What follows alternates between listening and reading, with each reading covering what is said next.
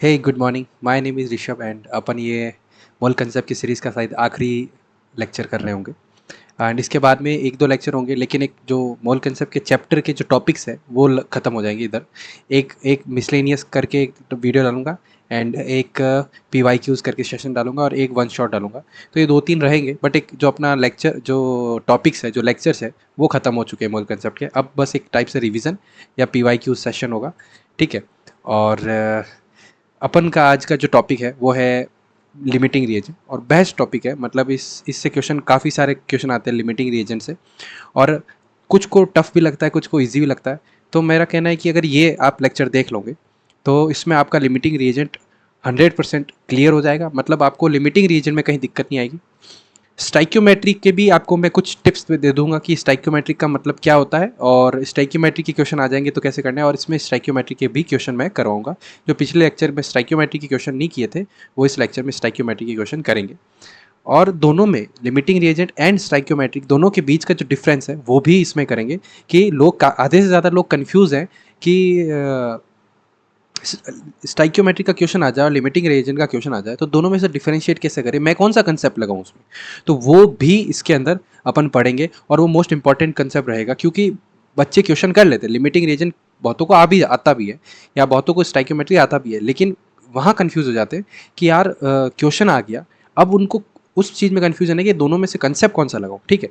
तो वो वाली चीज़ भी अपन यहाँ पे इसमें देखने वाले हैं। सो अपन आगे बढ़ते हैं, अपना जो टॉपिक है मेन लिमिटिंग रिएजेंट। कल अपन ने पढ़ लिया था वो स्टाइक्योमेट्री एंड इट्स कैलकुलेशन पढ़ लिया था, उसके पी वाई क्यूज़ एंड उसके कुछ एक दो क्वेश्चन भी इस लेक्चर में करेंगे। तो जो पहला देख रहा है कि लिमिटिंग रिएजेंट ही देख रहा है सीधा, तो उसके लिए काफ़ी फायदा होने वाला है कि स्टाइक्योमेट्री भी कवर हो जाएगा। जिसने स्टाइक्योमेट्री देख ली है उनके लिए बहुत अच्छा है कि आज का लिमिटिंग रिएजेंट और वो भी अच्छे से समझ में आएगा, और जिसने नहीं देखा डोंट वरी, आपको भी समझ में अच्छे से आने वाला है।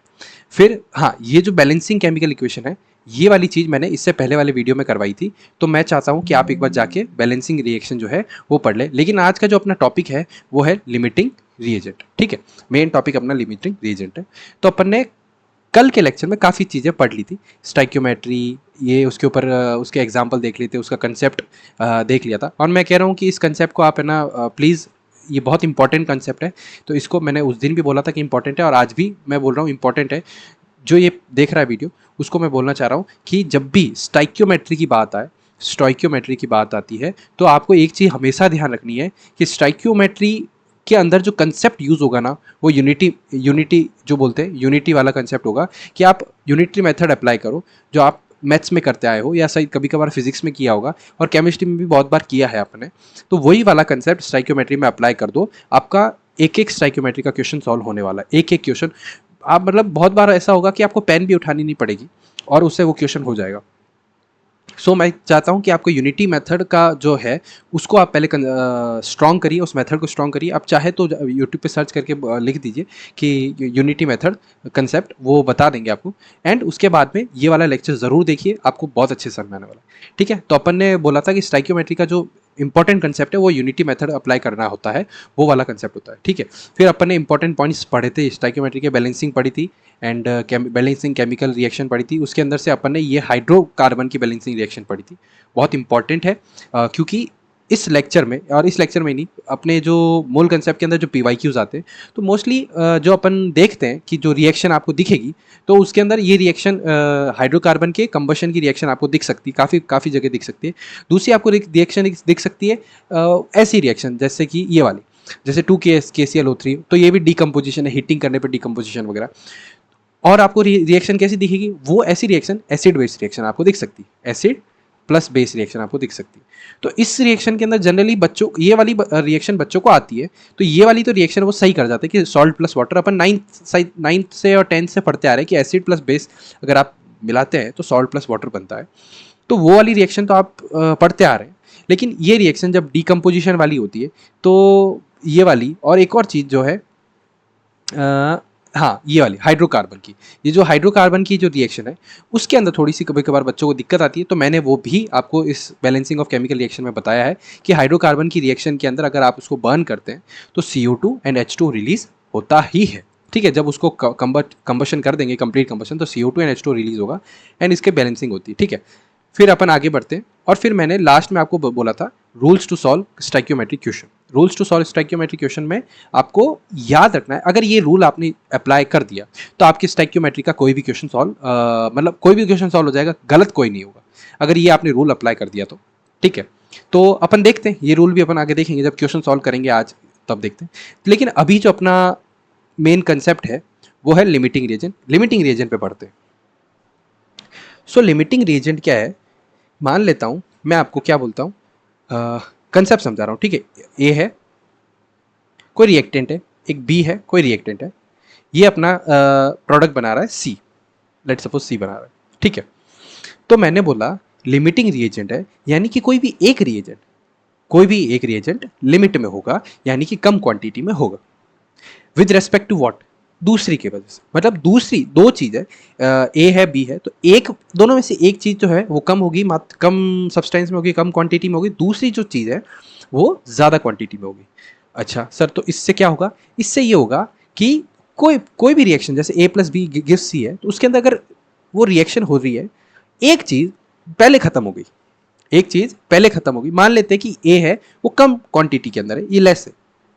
ठीक है, और मैंने बोल दिया कि बी मोर है, क्योंकि सी बनता ही ऐसे है कि ए प्लस बी मिला के सी बनता है। इसका मतलब ये है कि ए और बी दोनों को होना पड़ेगा सी बनाने के लिए। यस सर, अगर ए जल्दी खत्म हो गया तो मान लो रेस्ट, यानी कि ये 50 थे, जस्ट सपोज ये 50 थे, अपन इसके पार्टिकल ले लेते और ये 100 पार्टिकल थे, और मैंने बोला कि एक ए और एक ही बी, दोनों एक ए और एक बी से मिलके सी बनता है, तो बताओ इधर मैंने बोला एक ए एक बी से रिएक्ट करता है और एक सी बनाता है। ठीक है, एक पार्टिकल ए आया, एक पार्टिकल बी आया, दोनों कंबाइन किए और एक पार्टिकल बनाया सी का।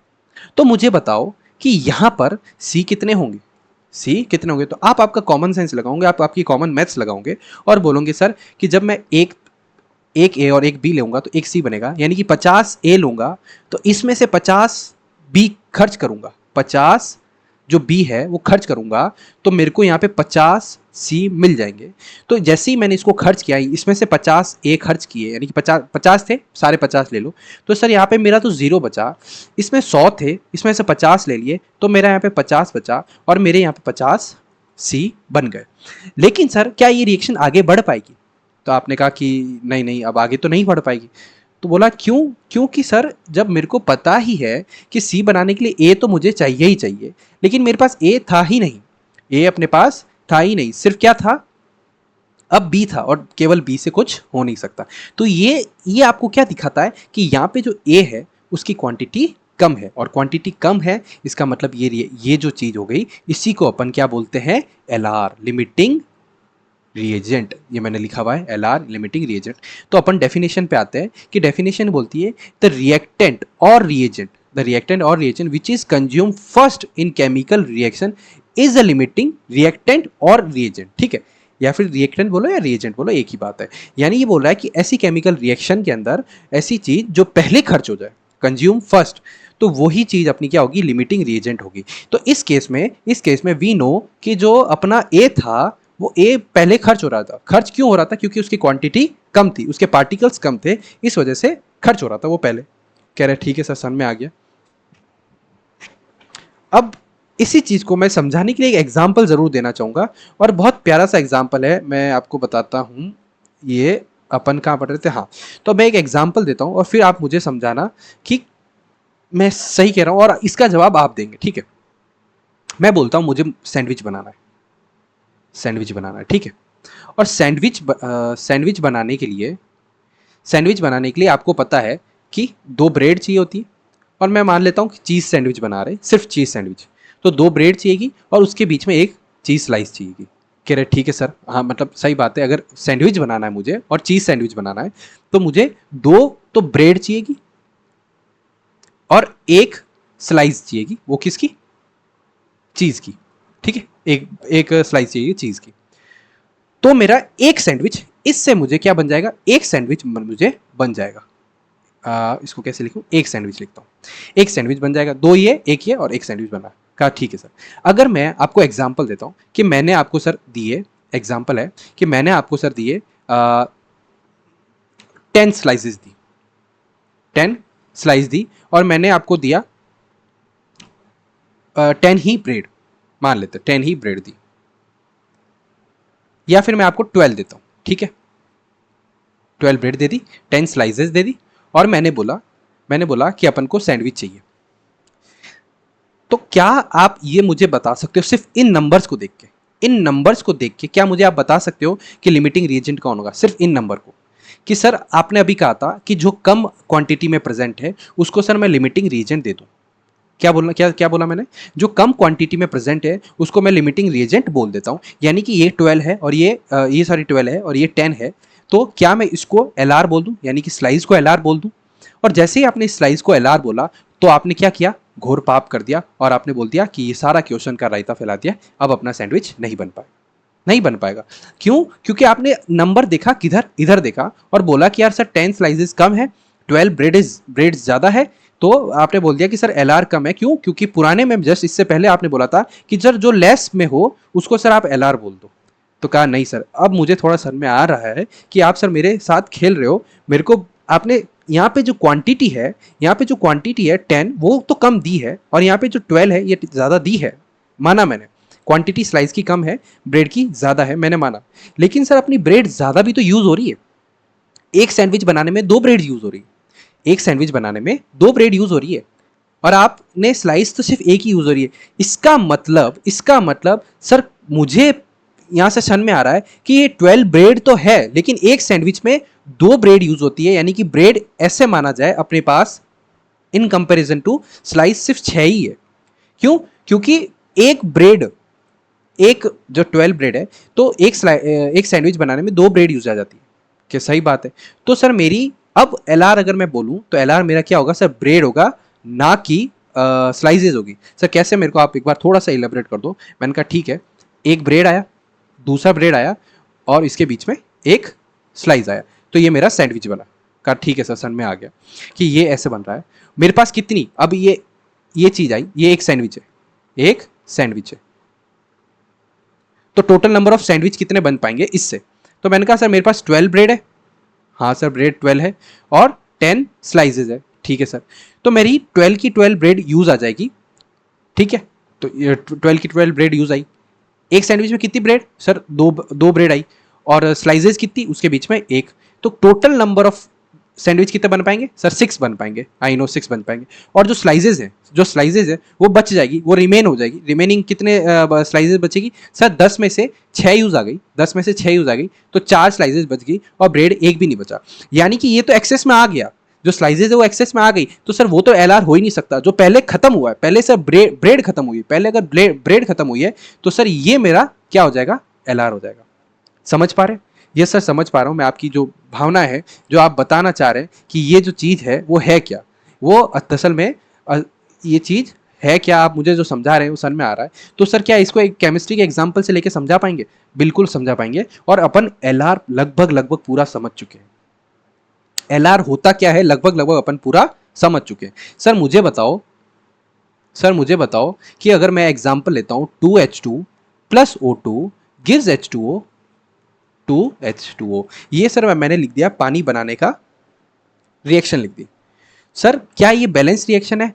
मैंने चेक किया दोनों तरफ की, 4 हाइड्रोजन 2 ऑक्सीजन, 4 हाइड्रोजन 2 ऑक्सीजन, हाँ सर ये बैलेंस रिएक्शन है, इधर दोनों तरफ जो एटम्स है, नंबर ऑफ एटम्स है वो बैलेंस्ड है।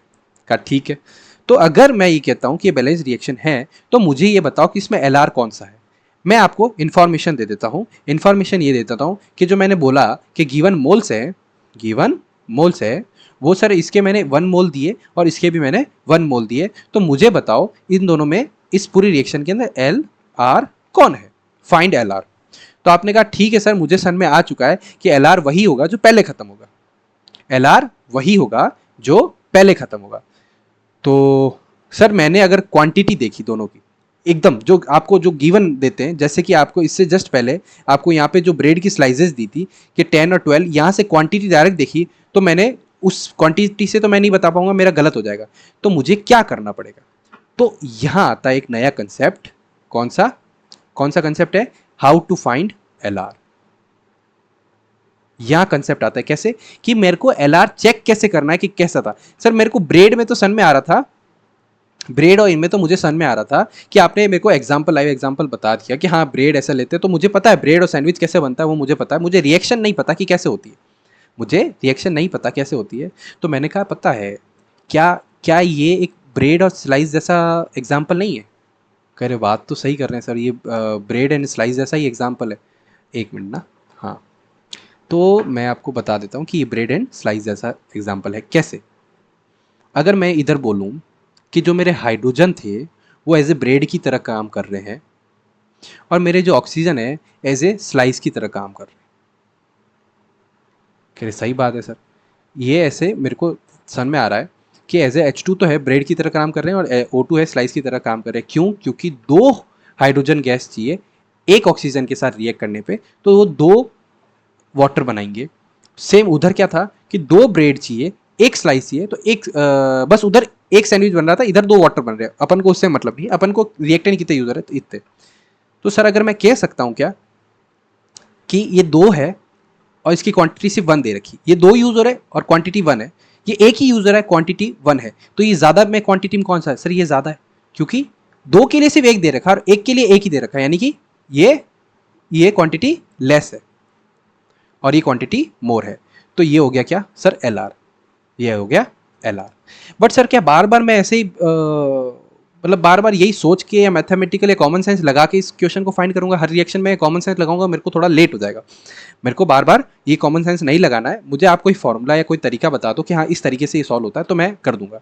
तो मैंने कहा कि चलो अपन how to find L R के अंदर एक तरीका निकाल देते हैं कि मैं आपको रूल्स लिखा देता हूँ कि हाँ आपको एल आर कैसे फाइंड करना है, एल आर आपको फाइंड करने का तरीका बताओ। बहुत सिंपल रूल है, बस 4-5 रूल होंगे, उसको आपको याद करना है। जिसने स्टाइक्योमेट्री वाला पढ़ा है रूल्स, जिसने स्टाइक्योमेट्री वाले कल वाले वीडियो पढ़े, उसके लिए और इजी होने वाला है। क्यों इजी होने वाला है? क्योंकि उधर भी रूल्स थे, तो सिमिलर रूल यहाँ पे भी है। और जिसने एल आर अभी जो पहली बार जो पढ़ रहा है, डायरेक्ट इसी वीडियो को देख रहा है, तो उसके लिए भी सिंपल ही होंगे, ज़्यादा टफ नहीं होगा। तो मैं आपको लिखा देता हूँ, रूल्स लिखा देता हूँ। रूल सर मेरा ये है, पहला रूल है कि हमेशा ऑलवेज ऑलवेज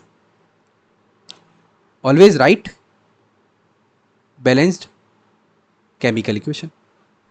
मतलब हमेशा आपको केमिकल इक्वेशन कौन सी लिखनी है? बैलेंस्ड। अगर आपको वहां पे केमिकल रिएक्शन बैलेंस दे रखी है तो आप समझना बल्ले बल्ले हैं, क्योंकि अब अपन को बैलेंस केमिकल रिएक्शन लिखने की जरूरत नहीं है। अगर आपको सिर्फ रिएक्शन लिखी हुई है और आपको देख रहे हो कि यार ये तो बैलेंस्ड नहीं है, तो आप बैलेंस्ड करो। और वहाँ पे रिएक्शन नहीं लिखी हुई है, मान लेते हैं कि एग्जांपल ऐसे देते हैं, हेबर्स प्रोसेस दे रखा है, हेबर्स प्रोसेस दे रखा है और बोला कि हेबर्स प्रोसेस के अंदर अमोनिया कितना बनता है ये बताओ। तो क्योंकि आप 12th पढ़ रहे हैं, हेबर्स प्रोसेस बार बार आता है, ऑर्गेनिक के अंदर भी आता है और ऐसे इनऑर्गेनिक में तो आता ही है। तो उसके अंदर आपको पता होता है कि हेबर्स प्रोसेस के लिए रिएक्शन क्या होती है। और हेबर प्रोसेस केमिकल काइनेटिक्स के अंदर भी एक रिएक्शन करके रिएक्शन में आता है, वो मतलब क्वेश्चन दे देगा हेबर्स प्रोसेस का और आपको ये पूछ लेगा कि rate of formation of NH3 बता दो। तो वो बार बार मतलब आप ड्यूरिंग दिस कोर्स आप बार बार हेबर्स प्रोसेस की वो रिएक्शन लिखेंगे, तो वो जो एग्जामिनर है वो अंडरस्टूड लेके चलता है कि हाँ इसको ये रिएक्शन आती होगी हेबर्स प्रोसेस को।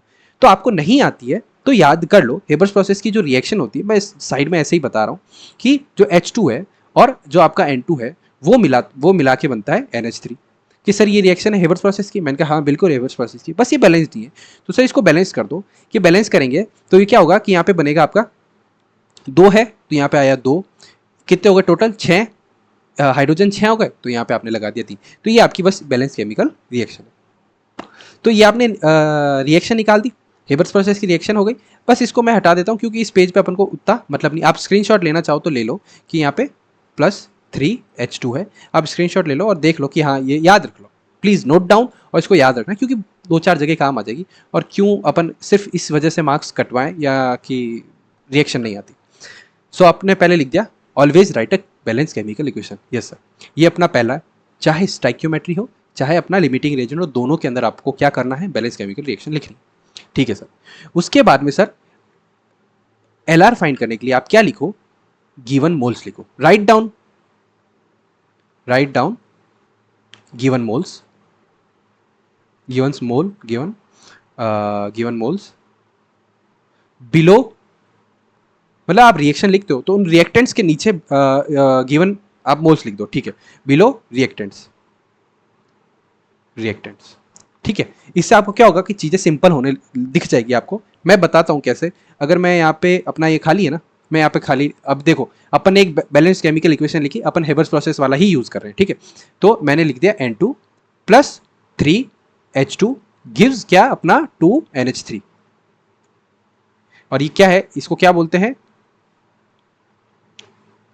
Haber's process, formation of ammonia, ठीक है। इसको क्या बोलते हैं, अमोनिया बोलते हैं। मैं ऊपर लिख रहा हूँ क्योंकि नीचे मुझे लिखने पड़ेंगे, अमोनिया, ठीक है। अमोनिया AA होता है, ठीक है। मैं स्पेलिंग अभी आप समझ जाना, अमोनिया है। अब मेरे को क्या लिखना है, इसने बोला कि write down given moles below reactant. तो मैंने बोला कि कोई आपको क्वेश्चन में उनके मोल्स दे रखे होंगे कि some moles of N2 react with some moles of H2 gives how many moles of NH3। ऐसा क्वेश्चन आ सकता है कि मान लेते क्वेश्चन दे दिया कि 1 मोल ऑफ N2 कितना, 1 mole of N2 2 mole of H2 gives how many moles of NH3। ये आपको गिवन था, ये चीज गिवन थी और बोला कि ये फाइंड करो, ये फाइंड करो। हो सकता है आपको क्वेश्चन पूछ ले, हो सकता है कि आपको ये बोल दे कि 2 moles of NH3 1 mole of H2 है, तो how many moles of N2 will be there, कुछ भी ऐसा कुछ भी पूछ सकता है, तो वो भी अपन कर सकते हैं। तो अपन अभी इस पे चलते, तो ये आपको अपना गिवन था, ये आपने लिख दिया, यानी कि सेकंड पॉइंट आपने कवर कर लिया कि हाँ इतना तो समझ में आ गया sir.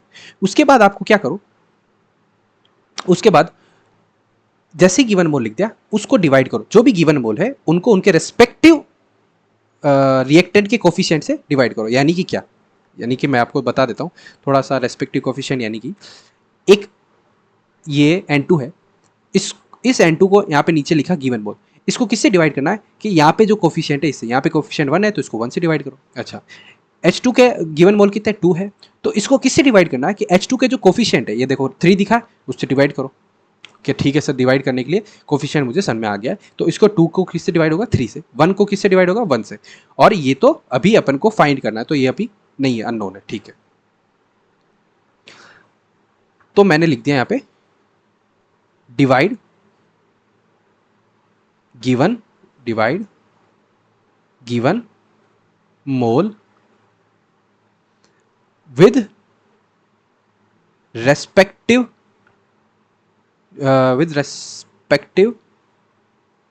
Coefficient of reactant, reactant के जो रेस्पेक्टिव कोफिशिएंट्स है, ए का ए से ही डिवाइड करना, बी का बी से ही डिवाइड करना, ठीक है, अलग अलग मत करना। जैसे ही डिवाइड हो गया, जो कि अपन ने प्रोसेस कर लिया, जैसे इसमें कर लेते हैं कि अपन ने क्या किया, ये जो गिवन मोल है, मोल्स मैं लिख देता हूं यहाँ पे, मोल डिवाइड बाय क्या, उनके कोफिशिएंट्स। तो इधर क्या था, 1 था गिवन, और यहाँ पे 1 था तो 1 कर दिया। इधर क्या 2 था, तो इधर कितना था 3, तो मैंने डिवाइड कर दिया, ठीक है। बस इतना कर दो, जैसे ही डिवाइड कर दो तो ये जो अपना आया, इनकी जो वैल्यू आई, ये जो वैल्यू आई मैं लिख देता हूं क्या, ऑब्जर्व्ड वैल्यू या calculated value, calculated value gives information about LR। और कौन सा होगा LR, तो मैं लिख देता हूं less number will assign to LR।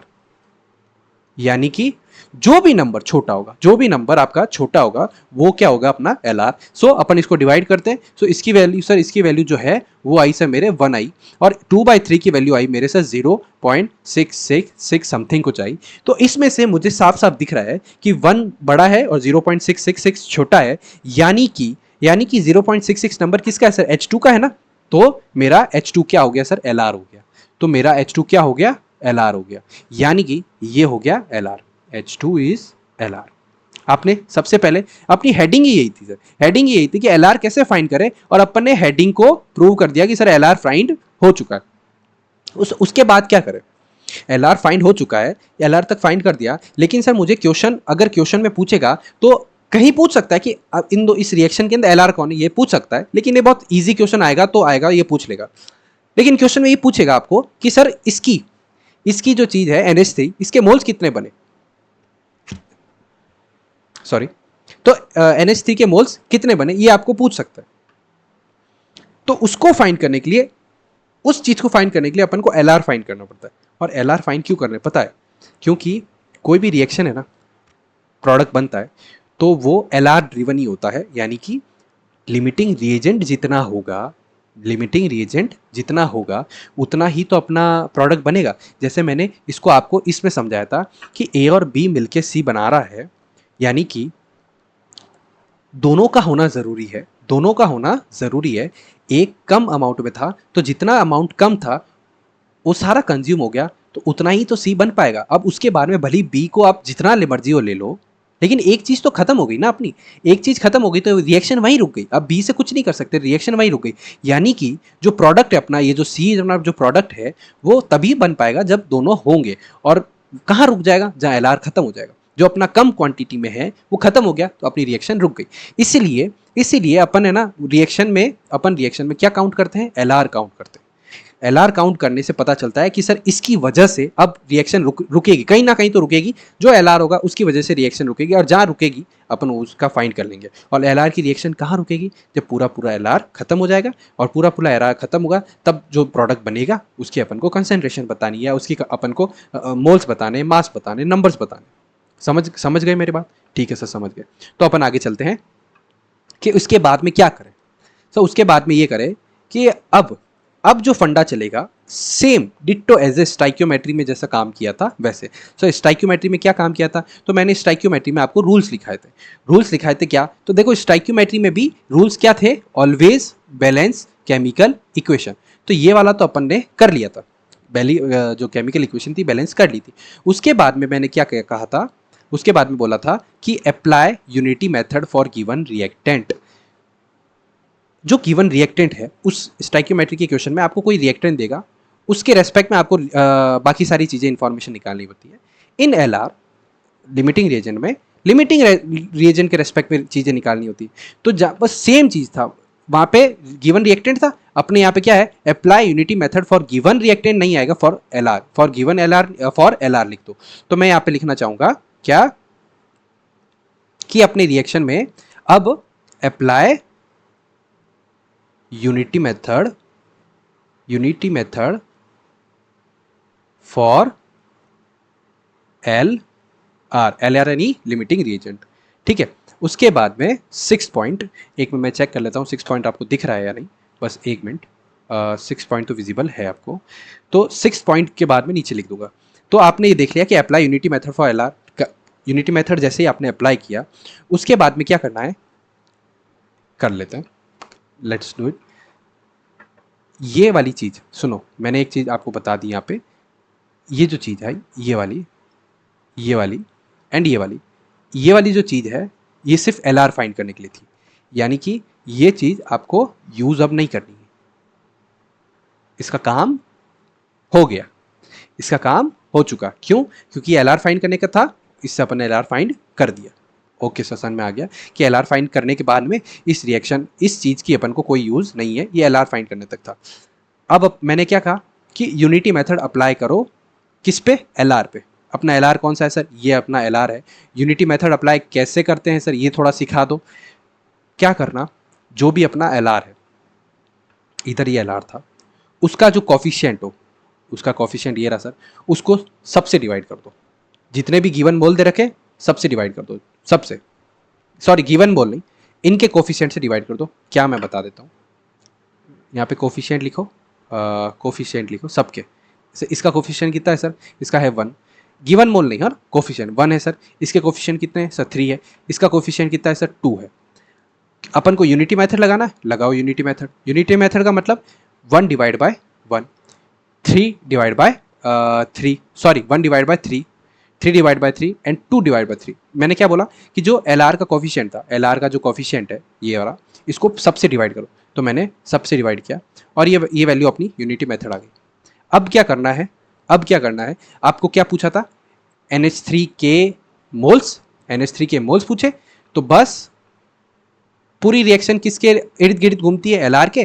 तो जो एल आर के आपके मोल्स है उनको मल्टीप्लाई कर दो। ठीक है सर, समझ में आ गया। एल आर के जितने मोल्स थे उनको मल्टीप्लाई कर दिया, यानी कि 1/3 इंटू 2। ये आपको अगर विजिबल है तो 1/3 इंटू 2 लिखा है मैंने N2 के। 3/3 यानी कि 1 हो गया इंटू 2 एंड 2/3 इंटू 2।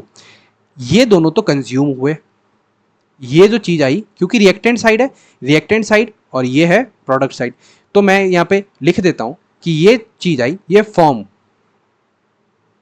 एंड ये जो चीज है ये है कंज्यूम्ड। ठीक है, समझ गए? तो अब मैं पूछूं कि कितना N2 बचा। अगर मैं पूछ लेता हूं, मैं पूछ लूं कि N2 प्लस 3H2 था, आपका 2NH3 आपने बनाया,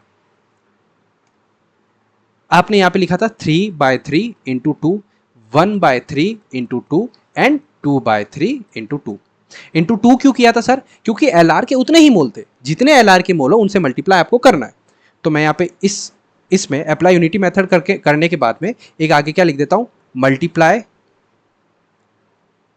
multiply by moles of L R in unity method. Unity method से जो इक्वेशन आई है, unity method numbers, unity numbers या यूनिटी मेथड में नंबर्स लिख देता हूं।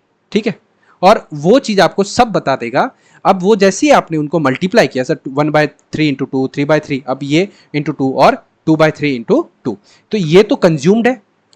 इधर वाले तो क्या है, ये तो कंज्यूम्ड है कि इतने कंज्यूम हुए हैं, और ये जो है सर ये फॉर्म्ड है कि इतने अपना बना है। ठीक है सर, तो मुझे अब निकालना है, मुझे क्या निकालना है कि उस रिएक्टेंट के डब्बे में कितना बचा होगा। तो ठीक है सर, देखो पहले कितना सर, 1 था, पहले इसका 1 था, तो 1 माइनस इतना कंज्यूम हुआ यानी कि 2/3 कंज्यूम हो गया, तो सर बचा कितना, 1/3 बचा। पहले सर कितना था, 2 था, यहाँ पे आप चाहे तो चेक कर लो, तो 2 था, यहाँ थी सर 2 था, ये 2 था, इसमें से सर बचा कितना, मतलब कंज्यूम कितना हुआ सर, 3/3 × 2, ये कट गया, 1 आ गया, 2 - 2 कितना हो गया, ये 0 हो गया। और सर पहले कितना था सर, ये पहले कुछ नहीं था, 0 था, अपन को पता ही नहीं कितना बन, अपन को तो फाइंड करना कितना बनेगा, तो सर उतना ही बनेगा, पहले कुछ था ही नहीं तो उतना ही बनेगा, तो सर कितना बन गया, ये 4/3 बन गया, ये बन गया कितना, 4/3 बन गया। तो ये जो 4/3 बना, ये अपना आंसर है क्या, मोल्स है, मोल्स फॉर्म किसके, NH3 के, मोल्स फॉर्म NH3।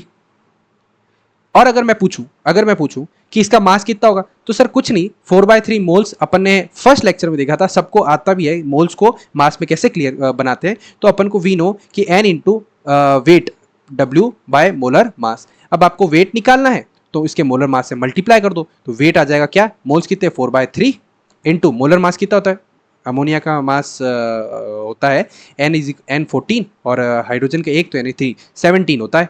कैसे निकाला, 14 + 3 × 1 ऐसे निकाला। तो इससे आपका आंसर आ गया, जितना भी आया 4 × 17 / 3, इसको आप करेंगे तो आपका क्या आंसर आ जाएगा, समझ गए? ये कितना आएगा, ये आएगा 5.9 और 23 के अराउंड आना, 23 के अराउंड अराउंड आएगा। ठीक है, 23 के अराउंड आएगा। तो ये आपका वेट निकालना था तो वो आ गया। अगर आपको नंबर निकालना है तो आप नंबर वाला, मोल्स के नंबर वाला फॉर्मूला लगा सकते हैं। अगर ये पूछा होता कंज्यूम कि एक रिएक्शन पॉट के अंदर कितना N2 बचा है, तो जितना सर पहले लिया था, अब जितना कंज्यूम हो गया, कंज्यूम कितना होगा, बस वो यूनिटी वाले से LR को मल्टीप्लाई करो और देखो। और मैंने देखो वहां पे बताया था कि LR पूरा कंज्यूम होता है हर रिएक्शन के अंदर, LR जो होता है वो देखो, इधर भी LR 0 था, क्यों 0 था, क्योंकि ये कम कम अमाउंट में है और LR है तो कंज्यूम पूरा होगा। यहाँ पे अपन ने क्या फाइंड किया था सर, कि LR अपन ने फाइंड किया था सर कि H2 जो है वो अपना LR है। तो देखो आप चाहे तो देख सकते हो कि जो LR की वैल्यू आई वो क्या आई, 0 आई। क्यों, क्योंकि LR कंज्यूम होता है, पूरा होता है, और जितना बना वो बन गया। तो मैंने LR को पूरे एकदम ढंग से एक एक पॉइंट समझा दिया।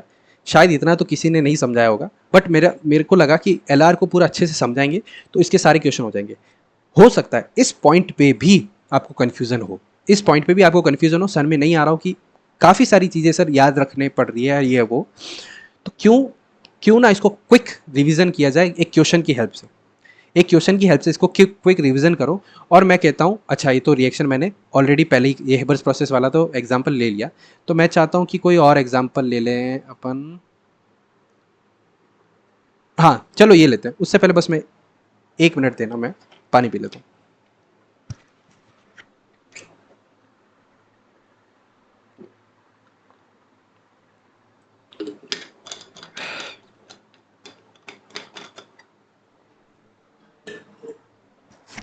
एक मिनट।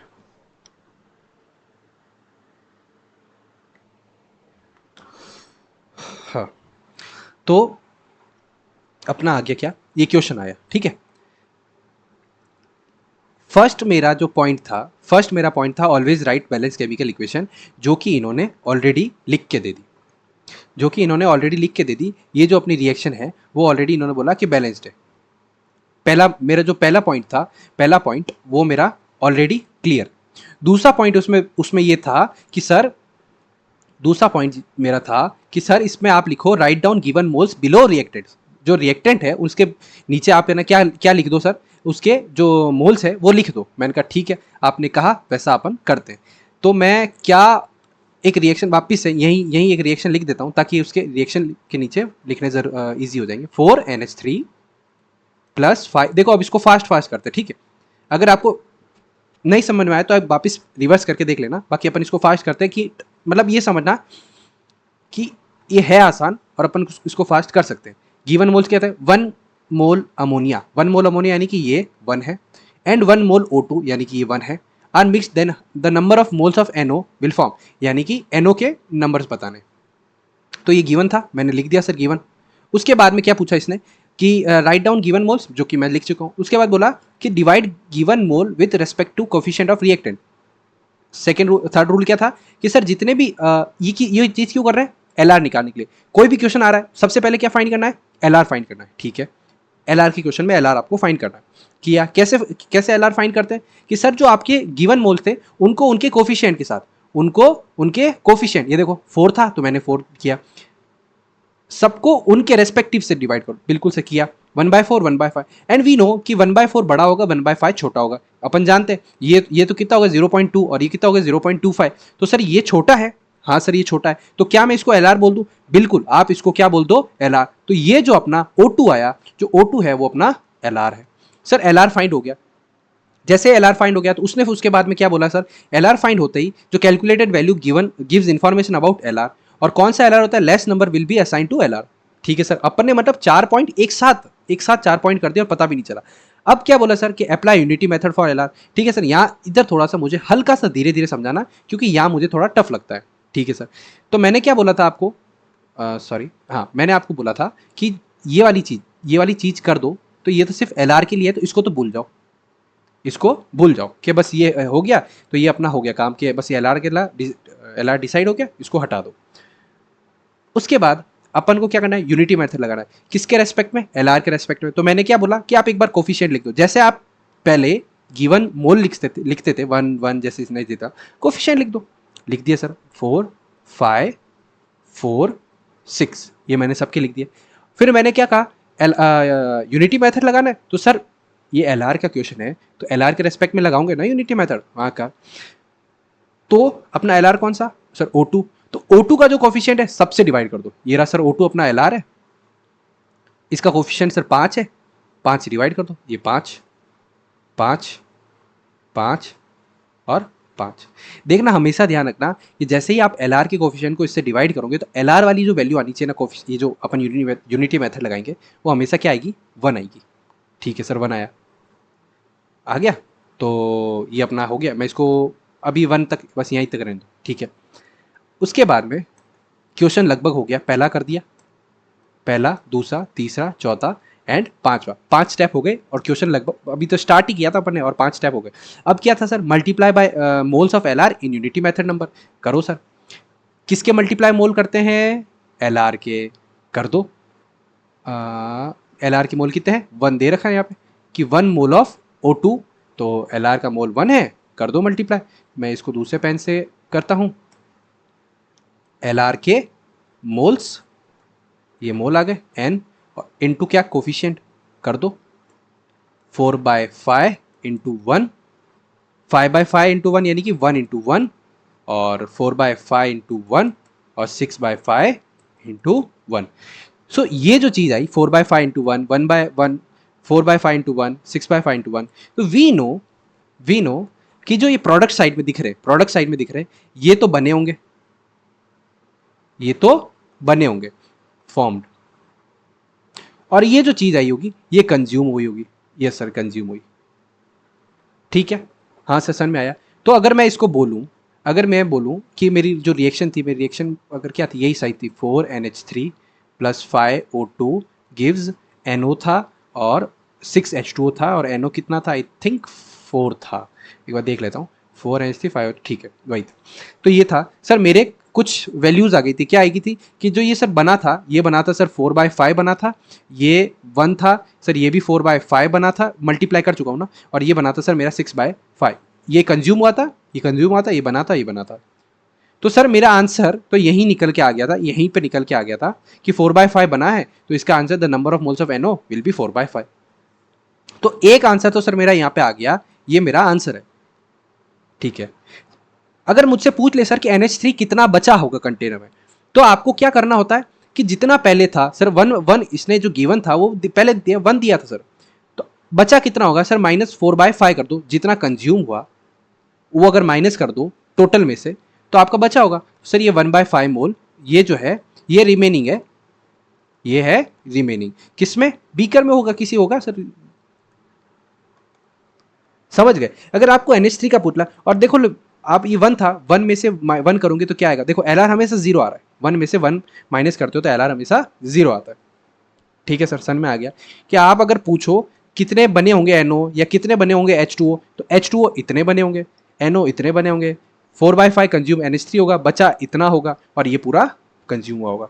सर तो इतना ईजी था, आप भली चाहे, मैं आपको समझाने में मेरे को टाइम लग सकता है, 2-3 मिनट लग सकते हैं, लेकिन ये है बहुत ईजी, और आप 1 मिनट के अंदर सॉल्व कर लोगे अगर आपको बस ये चीज़ पता है तो, अगर आपको ये चीज़ पता है तो, ठीक है। तो अपन सीधा आप जंप करते किस पे, PYQs पे, क्योंकि PYQs करना बहुत इंपॉर्टेंट है। ये PYQ आया पहला, और ये जेई आई थिंक 2024 का है या 23 का, दोनों में से किसी एक का है, जेई 2024 या 23, ठीक है, उसका क्वेश्चन है।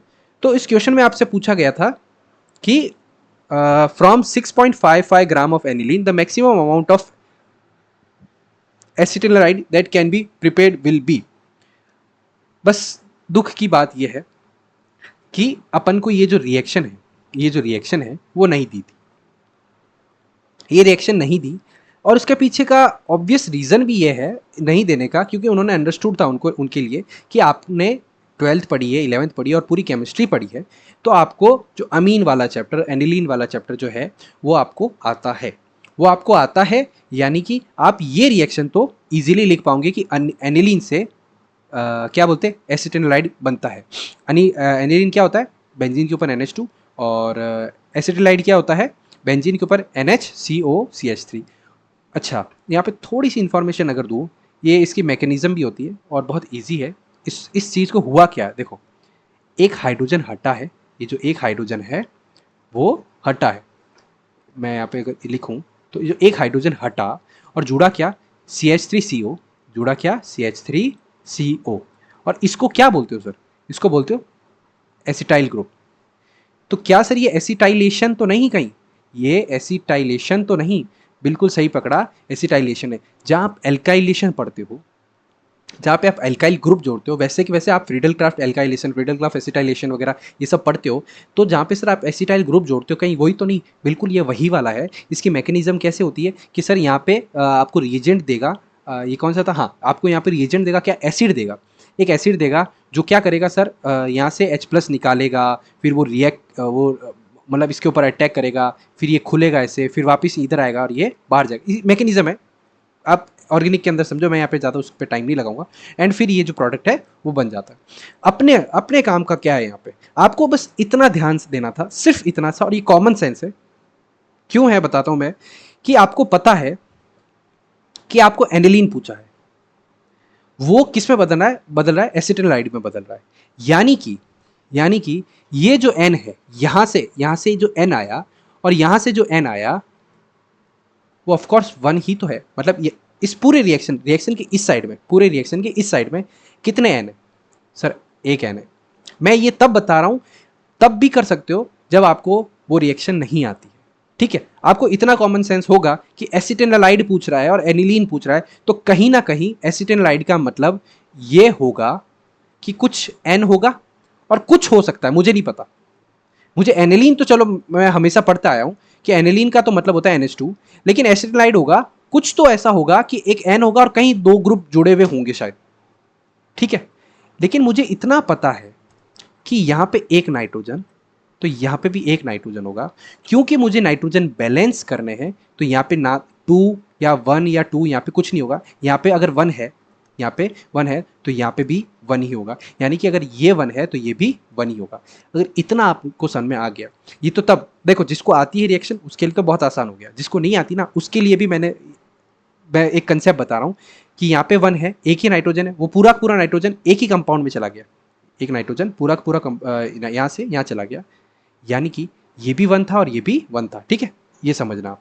अब आगे बढ़ते हैं, इस रिएक्शन को अपन कितना इजी तरीके से कर लेते हैं ये देखना। तो वी नो कि जो 1 मैंने एनिलीन लिखा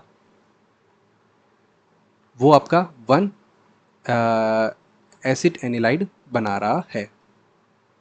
अगर मैं चाहूँ, आपको समझाना चाह रहा था कि एक नाइट्रोजन दूसरे नाइट्रोजन में बदल रहा है, एक नाइट्रोजन दूसरे नाइट्रोजन में बदल रहा है, तो क्या होगा।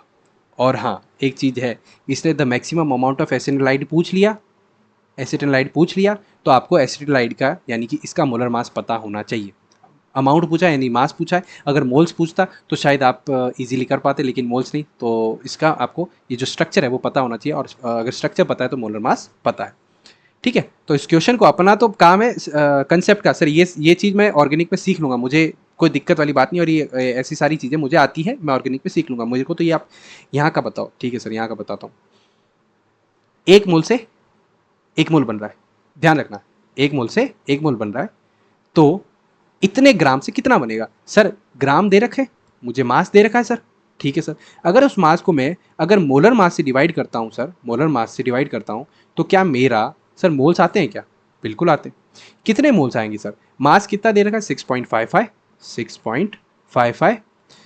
मोलर मास कितना एनिलीन का देख लो, बेंजीन का, बेंजीन प्लस NH2, यानी कि टोटल इसका आप अगर लिखोगे तो क्या होगा C6H567 एंड N। तो इसका आप मोलर मास फाइंड करेंगे, बिल्कुल सर फाइंड करो, 6 × 12 72 plus 7 plus 14 which is around 7 8 and 89 and 93, तो ये आया 93। तो मैं यहाँ पे लिखता हूँ क्या 93, तो 93 मोल्स आ गए। अब मैंने बोला कि सर एक मोल से एक मोल बनता है, एक मोल से एक मोल बनता है, तो 2 मोल से मेरे को बताओ कितने बनेंगे सर, 2 मोल बनेंगे। सर हाफ मोल से कितना बनेगा सर, हाफ मोल बनेगा। तो उसी तरह ये आपने किया सेम उसी तरह कि सर 6.55 बाय 93 मोल से कितने बोले मेरे बनेंगे सर, इतने ही तो बनेंगे 6.55 अपॉन 93। अगर एक से एक बन रहा है, 2 से 2 बनता है, हाफ से हाफ बनता है, x से x बनता है, a से a बनता है, तो इतने से इतना ही बनेगा, यस सर इतने से इतना ही बनेगा। तो मैं अगर कहूँ, एक मिनट में चेक कर लेता हूँ आपको दिख रहा है क्या, तो हाँ आपको यहाँ तक विजिबल है। तो अगर इतने से इतना ही बनेगा, तो बस अगर मुझे पूछा होता ये किसके मोल्स ऑफ एसिटिलाइड, लेकिन लेकिन लेकिन मुझे मोल्स नहीं पूछा, मुझे मास पूछा है, और मास मुझे फाइंड करना आता है। कैसे फाइंड करते हैं मास, मोल्स पूछा है, मुझे वेट फाइंड करना है, तो मोल्स इनटू मोलर मास, ये क्या है मोलर मास, मोल्स इतना है, इसका मोलर मास कितना हो गया सर, इसका मोलर मास आप फाइंड करेंगे तो आपको पता चलेगा। मैं आप मोलर मास आपके फाइंड कर देता हूँ, यानी कि आपका वो क्या दे रखा है, ऐसी स्ट्रक्चर है कि सी नहीं है, यहाँ पे N है, फिर आता है COCH3 एंड H। तो इससे आप है ना जब लिखते हैं तो C6 और 8 प्लस H कितना हुआ 5 6 7 8 9, और सर नाइट्रोजन कितने हुए सर 1, और ऑक्सीजन कितने हुए 1। तो अगर इसको आप पूरा टोटल कैलकुलेट करते हैं तो कितना हुआ 12 × 8 कितना हुआ आपका 8 एंड C और 96 प्लस उसके बाद में क्या होता है, एक मिनट, हाँ 96 प्लस 9 प्लस नाइट्रोजन का 14 प्लस ऑक्सीजन का 16, ये मिलके बना दिया 30, और ये इसके अगर अंदर 9 जोड़ते हैं आप तो 100 एंड 105 प्लस ये हो गया 135। तो सर अपना जो मोल्स हो गए, सॉरी मास जो हो गया, मास जिसको अपन W से लिखते हैं, वो सर मेरा हो गया कितना, moles into molar mass. Moles था सर मेरा 6.55 डिवाइड बाय 93 इंटू 135। आपको वहाँ पे कैलकुलेटर गिवन होता है, डोंट वरी। तो इसका आंसर आपको कंसेप्ट याद होना चाहिए, कैलकुलेशन के लिए वहाँ पे आपको कैलकुलेटर गिवन है, और विच इज़ आपको जो आंसर है इसका वो 95 आपका आंसर आ जाएगा। ठीक है, ये सेशन में आ गया। तो आगे बढ़ते हैं अपन किस पे, नेक्स्ट वाले क्वेश्चन पे। और नेक्स्ट वाला क्वेश्चन क्या दे रखा है, ठीक है, ये वाला क्वेश्चन दे रखा है कि sir 10 ml of gases hydrocarbon on combustion gives 40 ml of CO2 and 50 ml of water vapor. The total number of carbon and hydrogen atom in the atom in hydrocarbon is. तो ये इतना easy है कि आप देख नहीं सकते, इसको लगेगा आपको कि टफ है, बस आपको क्या पता होना चाहिए, आपको क्या पता होना चाहिए सर, हाइड्रोकार्बन का कंबशन पता होना चाहिए। लिखो सी, हाइड्रोकार्बन क्या होता है सर, हाइड्रोकार्बन होता है कोई भी एक CX और उसमें कोई भी हाइड्रोजन, बस दो चीज होगी कि कुछ कार्बन होंगे और कुछ हाइड्रोजन होंगे। सर कुछ कार्बन को क्या लिख दो, CX लिख दो। सर कुछ हाइड्रोजन को क्या लिख दो सर, Y लिख दो। ठीक है, तो CXHY होगा। प्लस सर आप ऑक्सीजन के साथ उसकी रिएक्शन करवाते हो और उसको कंबस्ट कराते हो, तो सर आपको, मुझे पता है कि CO2 मिलता है एंड मुझे पता है सर H2O मिलता है। ठीक है सर, तो मैं बोल सकता हूं कि जितने यहाँ पे कार्बन है उतने ही यहाँ पे कार्बन होंगे, क्योंकि बैलेंस करनी इक्वेशन। यस सर, तो यहाँ पे सर X कार्बन है, यहाँ पे और कहीं दिख रहा है कार्बन, नहीं, तो सर यहाँ पे X कार्बन है, तो यहाँ पे भी X से मल्टीप्लाई कर दो। सर यहाँ पे Y हाइड्रोजन है, तो मुझे यहाँ पे भी Y हाइड्रोजन चाहिए, तो सर Y/2 से मैंने मल्टीप्लाई कर दिया। देखो 2 से 2 कट गया, मतलब जब मल्टीप्लाई करते हो इसको ऐसे ही तो होता है, तो 2 से 2 कट गया तो कितना बचा, Y बचा। यहाँ पे कितना है Y, यानी कि बैलेंस हो गया। यस सर, बैलेंस हो गया। और ऑक्सीजन कितना है, मैंने हमेशा बताया ऑक्सीजन को बैलेंस करने के लिए, इससे पिछले वाली वीडियो देखोगे तो आपको इजी लगेगा, सन में आ जाएगा। तो आप अगर ऑक्सीजन को बैलेंस करना चाहते हो तो यहाँ पे कितने ऑक्सीजन है, जितने भी ऑक्सीजन है लिखो, ऐड करो, उसको डिवाइड बाय 2 करके इससे मल्टीप्लाई कर देना। जितने ऑक्सीजन यहाँ पे है उसको डिवाइड बाय 2 करके यहाँ पे मल्टीप्लाई कर देना, यहाँ पे डिवाइड बाय 2 करके यहाँ पे मल्टीप्लाई कर देना। तो करते हैं, कितने ऑक्सीजन है सर, एक ऑक्सीजन ये मतलब 2 इंटू एक्स, तो ऑक्सीजन कितना 2x, प्लस यहाँ पे ऑक्सीजन कितने sir Y/2, total number of oxygen यहाँ पे इतने हो गए। सर इसको अगर मैं हाफ से मल्टीप्लाई करूँ तो यहाँ पे मेरे को हाफ लिखने की जरूरत नहीं है, मैं पहले ही हाफ से मल्टीप्लाई कर रहा हूँ। इसको हाफ से मल्टीप्लाई करूँ तो ये सीधा कोफिशिएंट मेरा यहाँ आ जाएगा। तो इसको हाफ से मल्टीप्लाई करने पे क्या आता है, x प्लस Y/4। तो मेरा यहाँ पे जो कोफिशिएंट है, मैं लिख देता हूँ, यहाँ पे आंसर आ जाएगा x प्लस Y/4। ये मेरा कोफिशिएंट हो जाएगा। यहाँ पे मेरे को जगह नहीं दिख रही थी, या जगह बना लेते हैं, O2। ठीक है, तो ये मेरा जो है बैलेंस हो गई रिएक्शन, x प्लस Y/4। चाहे आप इसको याद कर लो, ये मेरी जनरल है, ये एकदम जनरल इक्वेशन है, बैलेंस इक्वेशन है। तो आप चाहे तो इसको याद कर लो, चाहे इसको बैलेंस करना सीख लो। हमेशा x को x से बैलेंस करो, हाइड्रोजन को हाइड्रोजन से, जो है y वाला, एंड O2 को O2 से बैलेंस करो। ठीक है, तो अभी तो क्वेश्चन बिल्कुल ऑलमोस्ट एंड पे ही है। अब सर मेरे को यूनिटी मेथड लगाना है और मैं वो लगाऊंगा। इसके सर मोल्स कितने दे रखे हैं सर, इसके आगे कितना है, 1 है, इसके आगे 1 है, और इसके आगे कितना है, x है। यानी कि सर इस 1 हाइड्रोकार्बन से, ये हाइड्रोकार्बन है, ठीक है, हाइड्रोकार्बन, एक हाइड्रोकार्बन से सर x मोल CO2 बनती है। इसको मैं पढ़ रहा हूं, 1 से x लिखा हुआ ना, देखो ये 1 और यहाँ पे x, इसका मतलब ये होता है 1 से x मोल बन रही, तो 1 मोल से x मोल CO2 बन रही है सर। अच्छा सर, 1 मोल हाइड्रोकार्बन से कितने मोल सर वाटर बन रहा है सर, Y/2 बन रहा है। देखो ये 1 से x बना, सही बात है सर, 1 से Y/2 बना, सही बात है सर। तो ये मैंने लिख दिया कि 1 से x बना, 1 से Y/2 बना। समझ गए, यस सर समझ गए, या आपको समझ में आ गया। तो इससे आगे बढ़ते एक कंसेप्ट सीखते हैं, क्योंकि इसमें कंसेप्ट लगा है कौन सा, 10 ml, 40 ml और 50 ml। इसको, ये वॉल्यूम है ना, एवोगैड्रो लॉ होता है, एवोगैड्रो लॉ ये बोलता है कि आप मोल्स को वॉल्यूम की तरह ट्रीट करो। मतलब मोल्स डायरेक्टली प्रोपोर्शनल होते हैं वॉल्यूम के, या फिर ये सीधा बोल सकते हो जितने number of particles, number of particle का मतलब ही मोल होता है, ठीक है, मोल्स किसको दिखाता है, नंबर ऑफ पार्टिकल्स को। तो मोल्स डायरेक्टली प्रोपोर्शनल टू क्या होते हैं, वॉल्यूम। तो जैसे आप मोल्स को ट्रीट कर रहे थे कि 1 मोल एक्स बनाएगा, 1 मोल वाई, 1 मोल जो है y2 बनाएगा, मतलब y/2 H2O बनाएगा। तो एक मिनट, एक मिनट, हाँ, तो 1 मोल एक्स मोल बना रहा है, 1 मोल y/2 बना रहा है, ये किसके है, मोल में। अगर बोल दूं, अगर इनकी जगह मैं ऐसा बोल दूं कि जो 1 ml है मेरा एक्स बना रहा है, 1 ml y/2 बना रहा है, तो दोनों मतलब, इन दोनों का मतलब सेम होगा। क्यों? क्योंकि एवोगैड्रो बोलता है कि आप मोल्स और वॉल्यूम को सेम ट्रीट करो, सेम ट्रीट करो, क्योंकि वो दोनों डायरेक्टली प्रोपोर्शनल होते हैं। यानी कि अपन यहां से अगर इंटरप्रेट करें तो n1/n2 which is equal to v1/v2, ऐसा होता है, एवोगैड्रो लॉ के अंदर होता है। सो आप मोल्स को ऐसे ट्रीट करो तो वॉल्यूम को भी ऐसे ट्रीट कर सकते हो। ठीक है सर, समझ में आ गया कि आप मोल्स और वॉल्यूम को सेम ट्रीट करना चाह रहे हैं। मैंने कहा ठीक है, तो CxHy plus x plus y/4 याद कर लो इसे। अगर आपसे, अगर मान लो कहीं दिक्कत होती है सॉल्व करने में, तो इसको याद कर सकते हैं आप। और y/2 H2O। तो उसने बोला था सर, आप जैसा बता रहे हो कि अगर 1 ml लेता हूँ मैं, देखो यहाँ पे 1 है, तो पहले 1 मोल था, क्योंकि मैंने बोला कि मोल्स एंड वॉल्यूम को आप क्योंकि डायरेक्टली प्रोपोर्शनल है तो आप सेम ट्रीट कर सकते हो। तो सर 1 ml हाइड्रोकार्बन, हाइड्रोकार्बन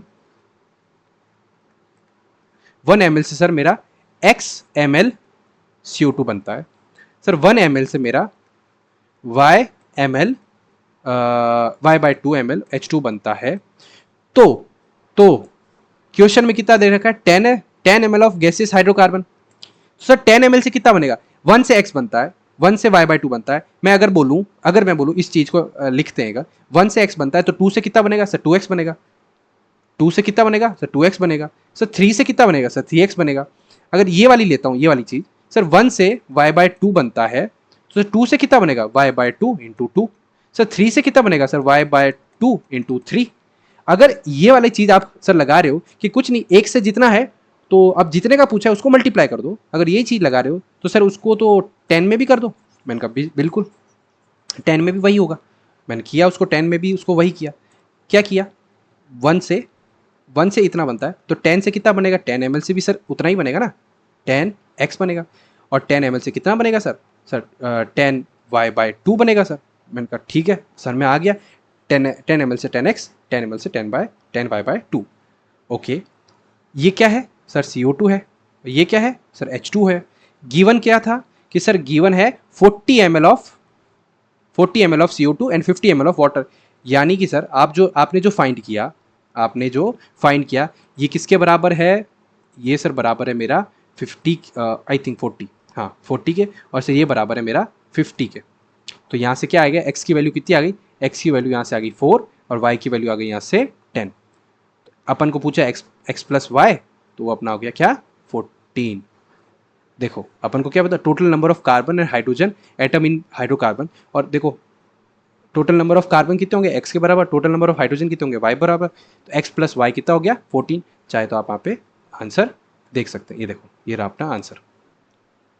सो बस आपको कंसेप्ट पता होना चाहिए और आप क्वेश्चन सॉल्व कर ले जाओगे, कोई इसमें दिक्कत नहीं आएगी। इसमें आपने एक न्यू कंसेप्ट क्या सीखा, एवोगैड्रो लॉ। एवोगैड्रो लॉ सीखा। याद रखना कि जो नंबर ऑफ मोल्स है वो डायरेक्टली प्रोपोर्शनल होते हैं वॉल्यूम के, वॉल्यूम ऑफ गैस के। ठीक है सर। एक जो मैं चाहता हूँ आपको क्या करवाऊँ, मैं स्टाइक्योमेट्री का क्वेश्चन भी करवाना चाहता हूँ।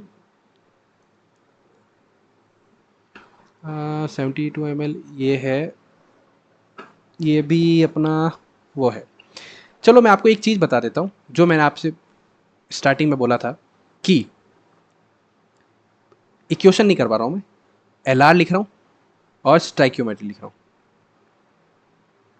ये दो चीज़ लिख रहा हूँ। इन दोनों के बीच में जो मेजर डिफरेंस है ना, क्वेश्चन के अंदर आपके क्वेश्चन आएंगे तो क्वेश्चन के अंदर जो मेजर डिफरेंस होगा इसके क्वेश्चन में और इसके क्वेश्चन में, सर इसके क्वेश्चन में क्या होगा कि आपको सर है ना, जितने भी रिएक्टेंट है ना, इन्फॉर्मेशन दे रखिएगी, मतलब इन्फॉर्मेशन जितने भी रिएक्टेंट्स की दे रखिएगी ना, वो सारे के सारे होंगे। Information of all reactant are given. और इसमें sir only one reactant, information of only one reactant given. तो मैं यहाँ पे लिख देता हूँ ये ऐसे, इंफॉर्मेशन ऑफ फिर only information of only one reactant given. यानी कि सर मैं कहना चाह रहा हूँ कि एक रिएक्टेंट की ही इंफॉर्मेशन होगी स्टाइक्योमेट्री में एक रिएक्टेंट की ही इंफॉर्मेशन गिवन होगी, और इसके अंदर सारे रिएक्टेंट की इंफॉर्मेशन गिवन होगी। कैसे, देख लो। ये एक क्वेश्चन आपको नहीं पता कि एलआर का या स्टाइक्योमेट्री का, बहुत इंपॉर्टेंट कंसेप्ट है। अगर आपको नहीं पता है तो देखो यहाँ पे 72 मिलीमोल दे रखा है किसका, PbCl2 का, 50 मिलीमोल दे रखा है NH3PO4 का, यानी कि दो रिएक्टेंट है, एक दो, और दोनों की इंफॉर्मेशन दे दी, दो रिएक्टेंट दोनों की इंफॉर्मेशन दे दी। यानी कि आपको दिमाग में क्लिक कर गया कि ये सर एलआर का क्वेश्चन है। एक क्वेश्चन देखते हैं, ये मान लो कि CO2 is passed over red hot, it partially get reduced to CO. Upon using 0.5 liter of CO2 over red hot coke, the total volume of gases increased to 700. The composition of gas mixture at, इसमें क्या था, CO2 सिर्फ देखो एक information दे रखी 0.5 litre. और देखते और मैं बताऊं तो ये देखो, how many gram of H2O will be produce when 25 gram of methane. 25 gram methane को अगर अपन बर्न करते हैं तो कितने ग्राम H2O बनता है। यानी कि देखो एक ही रिएक्टेंट का इंफॉर्मेशन है, यानी कि ये किसका होगा, स्टोइकियोमेट्री का होगा। ठीक है, तो स्टोइकियोमेट्री का वैसे मैंने प्रीवियस वीडियो में क्वेश्चन करा रखे, इसको मैं फटाफट एक क्वेश्चन करवा देता हूँ ताकि आप जो एलआर देख रहे थे उनका भी फायदा हो ही जाए। स्टोइकियोमेट्री का वही जो पुराना कंसेप्ट लगाना है। अपन को पता है मीथेन है, मीथेन यानी कि CH4, ये बर्न होगा ऑक्सीजन की प्रेजेंस में। तो ये कैसे बर्न होगा, इधर एक ही कार्बन, तो सर इधर भी एक ही कार्बन, CO2 एक ही होगा। सर इधर हाइड्रोजन 4 है तो इधर सर H2O कितना होगा, सर 2 होगा। अब यहाँ पे टोटल नंबर ऑफ ऑक्सीजन 4 है तो इधर 2 हो जाएंगे। तो सर ये बैलेंस होगी। जैसे ही बैलेंस हो गई, इसने बोला sir 25 gram of methane, 25 gram of methane, यानी आपको एक की इंफॉर्मेशन दे दी 25 ग्राम, इसकी इंफॉर्मेशन आपको दे दी। आप मोल्स निकाल सकते हो, 25 बटा इसका मोलर मास 25 ग्राम है, मीथेन का मोलर मास कितना, 12 + 4 यानी कि 16। इससे आपके मोल्स आ गए। ठीक है सर, मोल्स आ गए। मैंने क्या बोला था, ये वाली वही equation, rules to solve stoichiometric question, क्योंकि ये स्टोइकियोमेट्री का क्वेश्चन है, ये वाला स्टोइकियोमेट्री का क्वेश्चन है, तो रूल्स वही लगा दो, बैलेंस कर दो इक्वेशन। फिर इसने क्या था, अप्लाई यूनिटी मेथड अप्लाई करना है किसके लिए, फॉर गिवन रिएक्टेंट कौन सा है, गिवन रिएक्टेंट ये है जिसकी आपको इन्फॉर्मेशन दी जाती है, वो गिवन रिएक्टेंट होता है। तो उसके लिए यूनिटी लगा दो, यूनिटी वही रहेगी क्योंकि इसका तो 1 ही है कोफिशिएंट, तो 1/1, 2/1, 1/1 और 2/1, क्योंकि कोफिशिएंट 1 अगर यहाँ पे कुछ और होता तो किसी और से डिवाइड करते। यूनिटी लगा दिया। यूनिटी लगाने के बाद क्या बोला कि change mass volume and number of given reactant, अपन ने पहले ही कर दिया। ये देखो अपन ने पहले ही ये चीज़ पहले ही कर दी, सॉरी, कि आपको जो भी गिवन रिएक्टेंट है उसके मास वॉल्यूम और नंबर को मोल्स में बदल दो, और मोल्स में दे रखा है तो बदलने की ज़रूरत नहीं। ये देखो, फिर कैलकुलेटेड जो मोल्स है, जो आपने अभी फाइंड किए हैं, जो आपने मोल्स फाइंड किए, mass divide by molar mass, उसको मल्टीप्लाई कर दो यूनिटी मेथड से। सो यूनिटी मेथड से मल्टीप्लाई कर दिया। ये देखो 1 × 25/16, 2 × 25/16 and 1 × 25/16 and 2 × 25/16। अब ये पूछ रहा है how many grams of H2 will be produced, तो ये रहा H2O, ये आ गया कितना 8, 25/8 H2O के क्या आ गए, मोल्स। अगर इनको मोल्स को, अगर आप ये मोल्स है, मोल्स को आप इसके मोलर मास से मल्टीप्लाई करते हो तो इसका आपका आंसर मास में आ जाएगा। ये सर्सन में आ गया।